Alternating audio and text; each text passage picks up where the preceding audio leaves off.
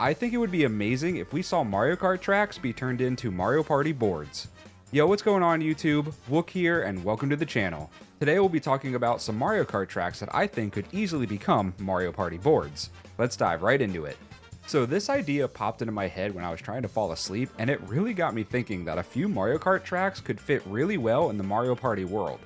Now I already know we have the board Roll'em Raceway that already gives us Mario Kart vibes, but I want to make sure that when I think of these boards that they necessarily don't need to be played in a race car.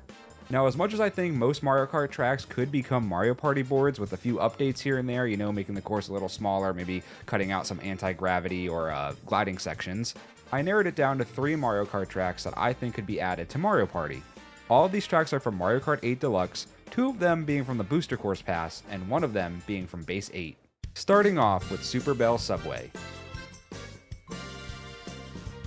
This track is one of my favorites in Mario Kart 8 Deluxe, especially when it was announced as DLC way back in the original game. It's just so cool, the subway aspects are just done really well, it just looks great, the trains are really cool, all the different pathways are really neat, and the overall layout of the course just translates so well for a Mario Party board. The split pathways, making it where if you go up top, you can get to the star quicker, but maybe the bottom path has an item shop that you miss if you go the top way. The trains being able to be activated by the green spots, making you get put into a bad spot, kind of like how boulders chase down players in other boards. You can scatter item shops in the bigger off-road sections of the course. The star could be moved by the trains dropping it off at certain points. There could also be spaces in certain areas where if you land on them, instead of the train putting you in a bad spot, it could bring you closer to the star. This track would make for a very strategic board due to all of its separate pathways that could be taken, and I think it would fit great in Mario Party.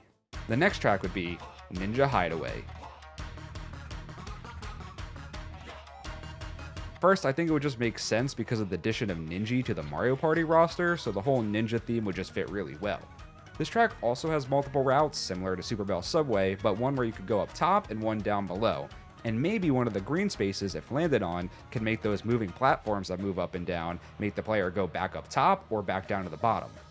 Obviously, this track has a big glide section, like right in the middle of it, so I think that should become something like a mushroom bounce animation where your character just like, when you pretty much get to that area of the course, the track, your character just kind of just like a mushroom bounce and he lands on the other side. And obviously, if you're on the top path, you stay on top, and if you're on the bottom, you stay down below.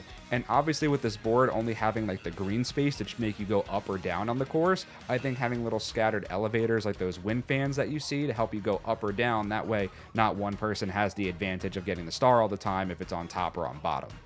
This track's overall style and aesthetic just really pops out to me, so I think it would fit amazing in Mario Party. Up next, I have Sky High Sundae. This track already sounds like a Mario Party board. With its simple oval shape, makes for a fun and simple board layout. You have the bounce jump to kick things off, only 2 shops, one on each side of the board, and 1 split path section.